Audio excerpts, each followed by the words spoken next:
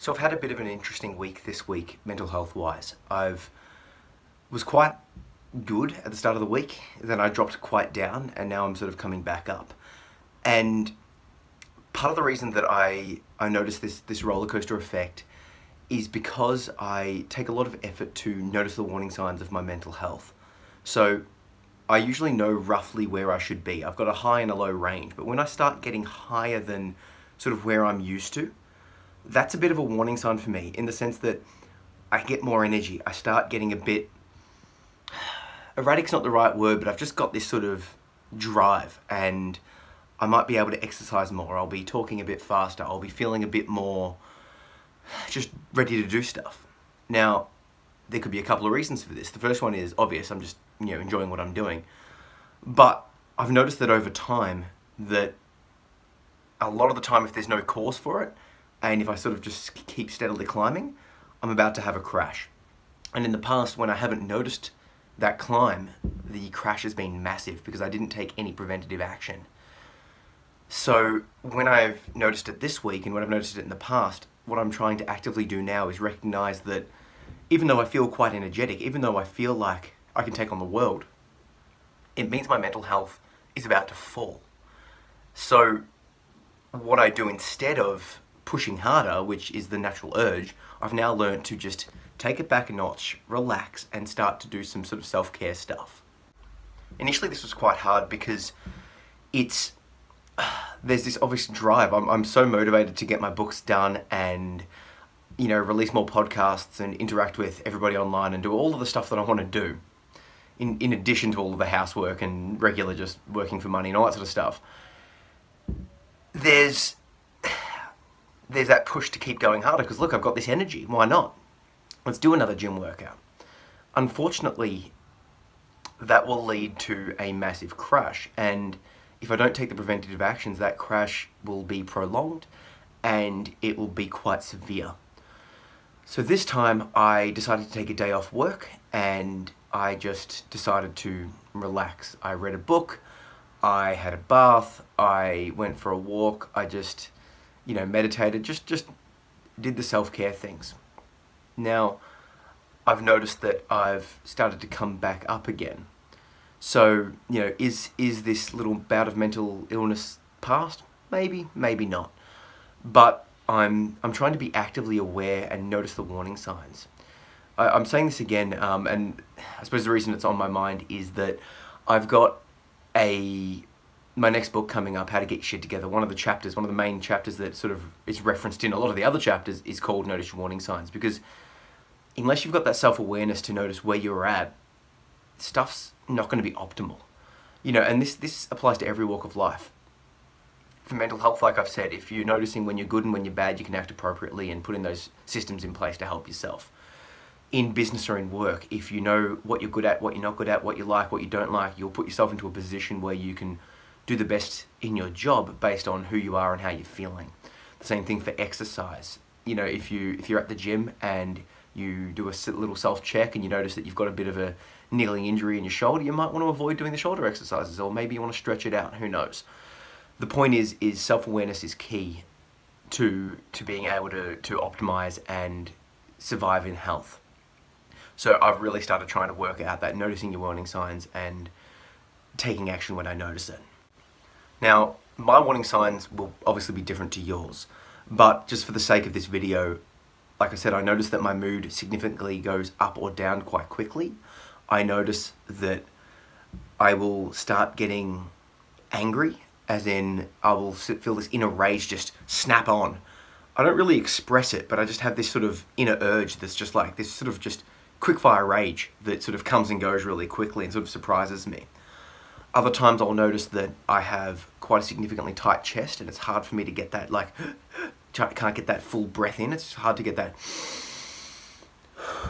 Even if I'm doing it physiologically, it doesn't feel like it internally. Maybe the anxiety is being shown. I'll notice physiologically that my left shoulder, for whatever reason, I've got a long-term martial arts injury in my left shoulder and it starts to feel cold. And same thing in my right hip. I notice that those two areas are quite flare up physically for some reason. And I just feel generally physically colder. And the final warning sign is when I notice other people acting differently towards me, my partner or my close friends or anyone that I sort of interact with a lot of the time. If they start acting differently to me, that suggests that I'm acting differently to them, which means that something's up. Or I suppose when they say, hey, are you all right? Now, not all of those warning signs come at once, and they come in different levels. Sorry, I just remembered a couple more. There's also like, I'll start to get physiologically clumsy, I'll bump into walls, and I start losing my ability to find the right words that I want. And if you look back over my past videos and past podcasts, some of the ones where I've shared when I've been talking, when I've not been that well, you'll notice that how I'm speaking is a bit slower, it's a bit more slurred, it's not as, the words I'm using are a bit more dulled down, and I'm just not being able to sort of communicate as fast and as efficiently.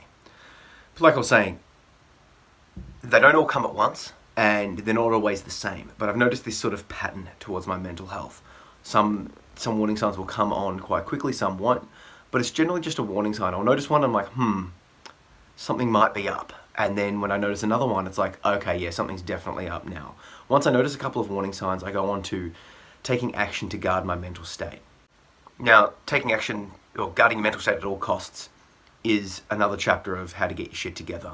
And once again, this one's referenced quite a lot because it's, no matter what you're doing, if you're just trying to get over some sort of mental affliction, depression, anxiety, past trauma, whatever, guarding your mental state is key.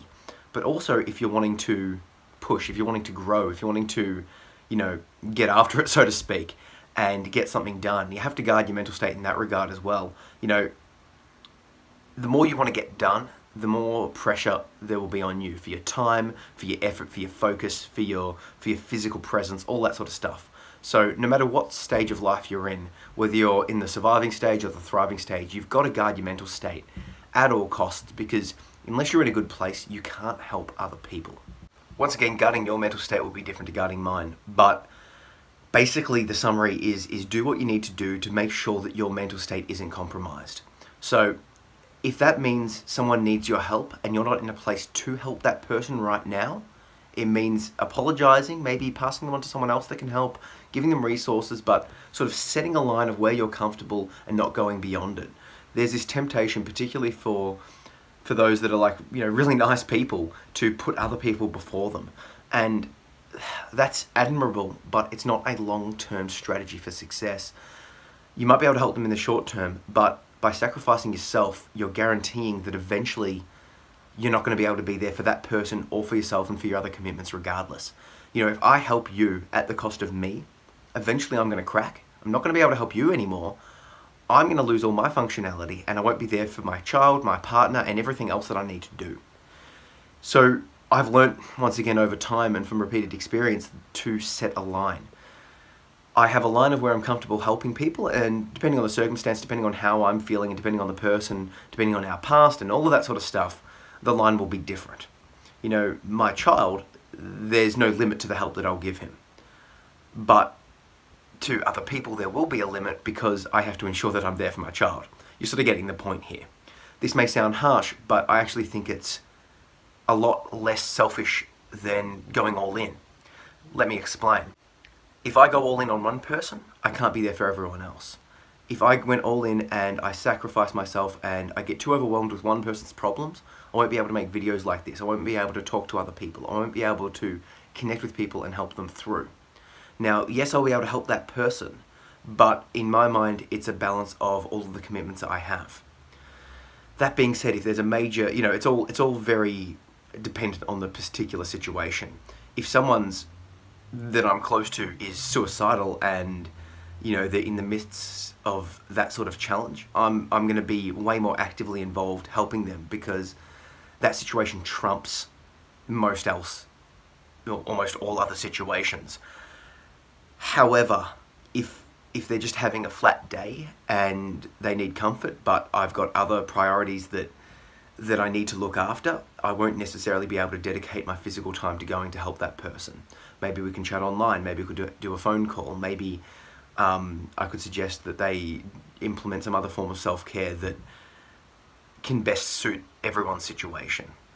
Because, like I've said, you've got to make sure that you're there for yourself and there for other people, because if you can't help other people if you're in a bad place. And the other reason to look after your own mental state over the top of other people is that if you become a crutch for someone else, they'll keep relying on you and won't attempt to get better themselves. So, like, once again, there's a distinction to be made here. If someone's in desperate need of direct help, help them if you can.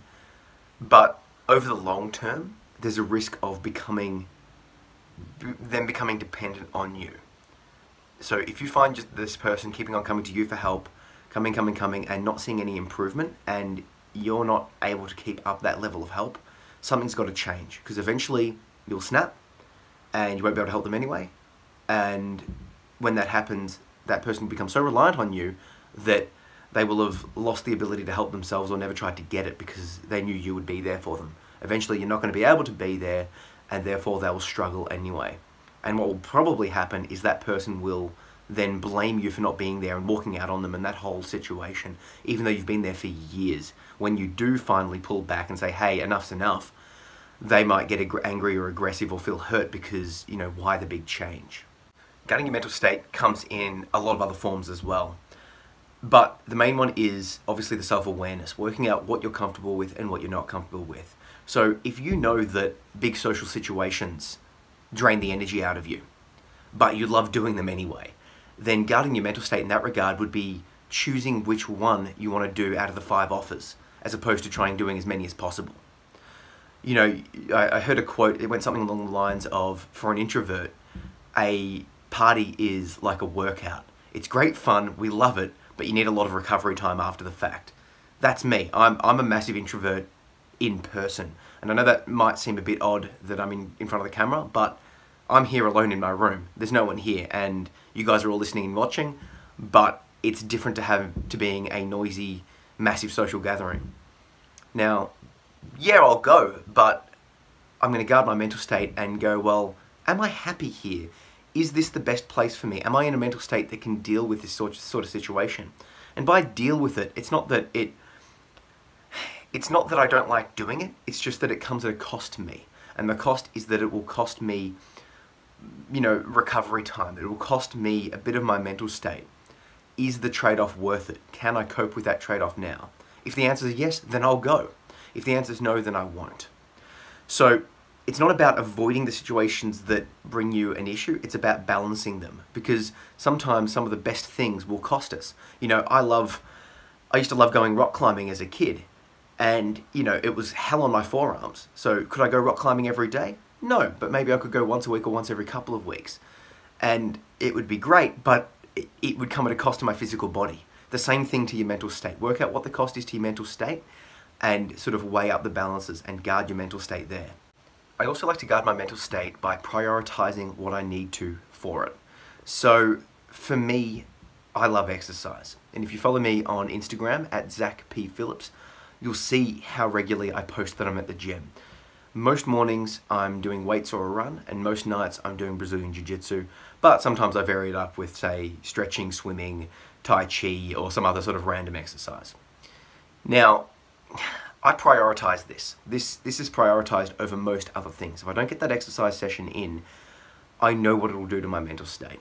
Now, I use exercise as, yeah, like an antidepressant.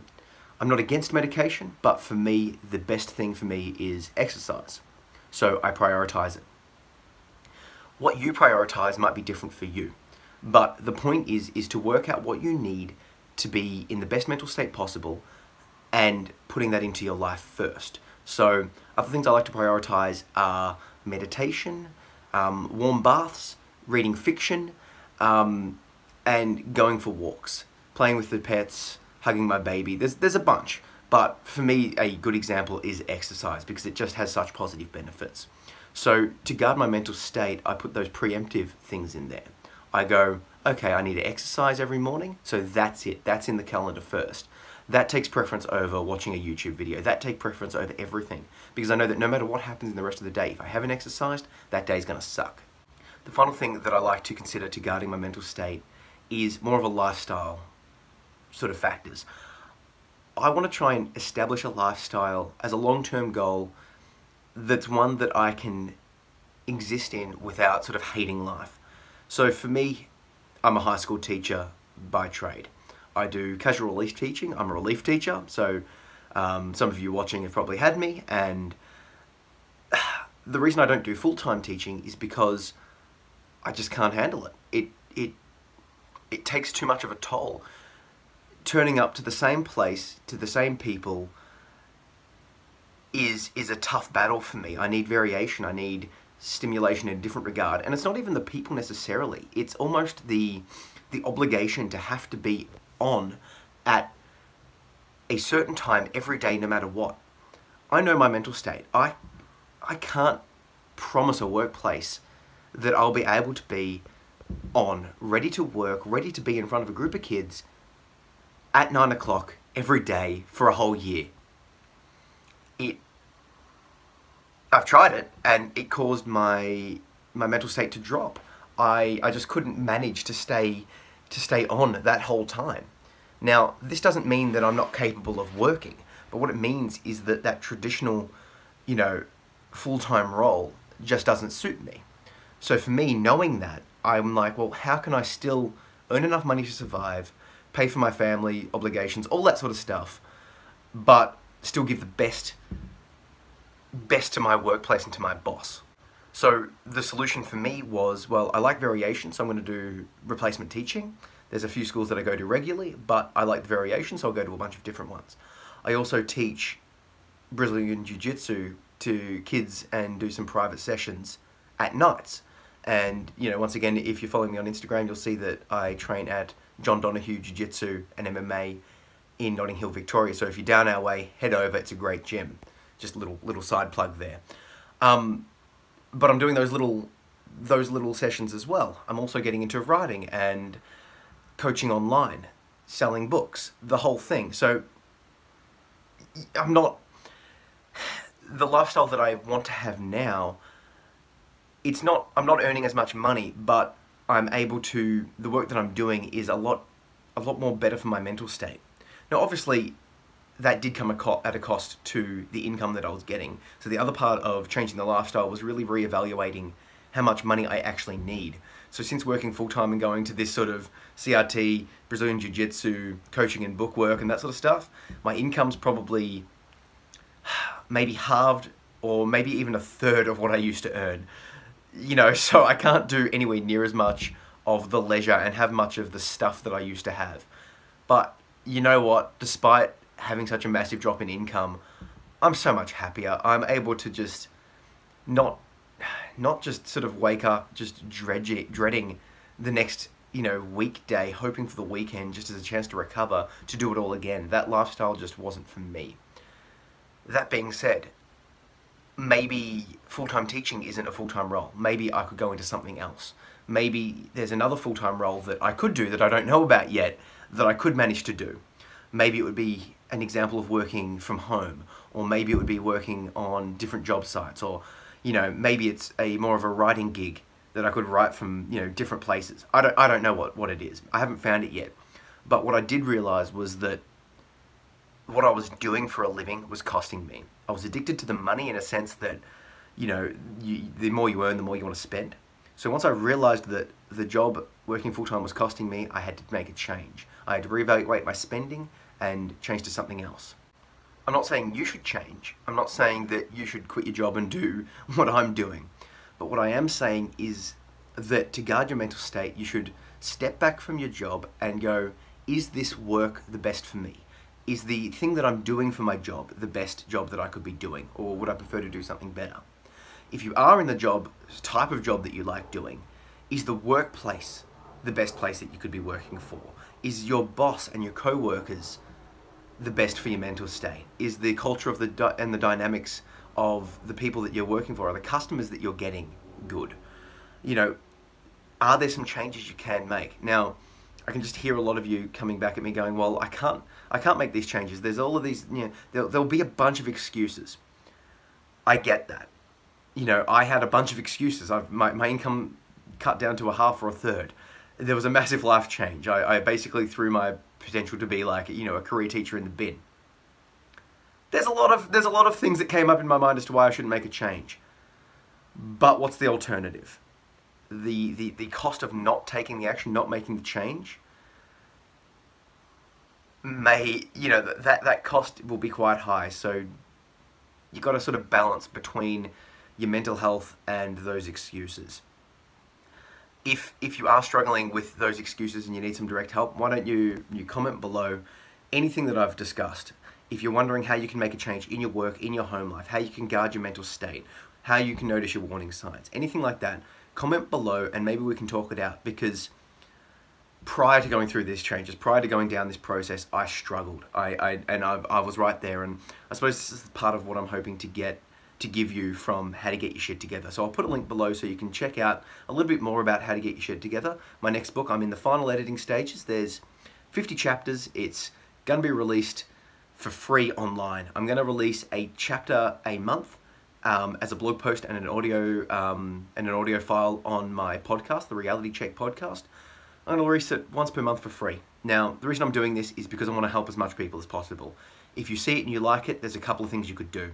The best would be to share it, because the more it spreads, the better it'll be for everyone. If you really like it and you want to own the book physically, you would be able to buy it as an ebook, paperback, and audiobook. That'll obviously give me a little bit of a kickback and help me out, but it'll make it easier for you to consume the whole product and get it all at once. And I suppose the only other way that you could really help me, and if you like this video and you like what I'm doing here, I'd love your support on my Patreon. Patreon's a way for content creators like myself to get a regular monthly contributions from their supporters. So that would be you guys. I'm only asking for $1 per month. That's not much on your end, but on my end it will make a massive difference. I'm already up to about $50 per month support, which I'm ecstatic about, because like I was saying, I'm able to survive off a small amount now. I've taught myself that, but I do need a bit more than 50 a week, unfortunately. But the more help that I get from you guys, the more I'm able to do these sort of videos and write and podcast and just help you guys. So if you're interested in supporting what I'm doing here with a once-off contribution, check out the link to my Patreon below. And yeah, thank you. Like I said, please connect, contact. I want to help you guys out.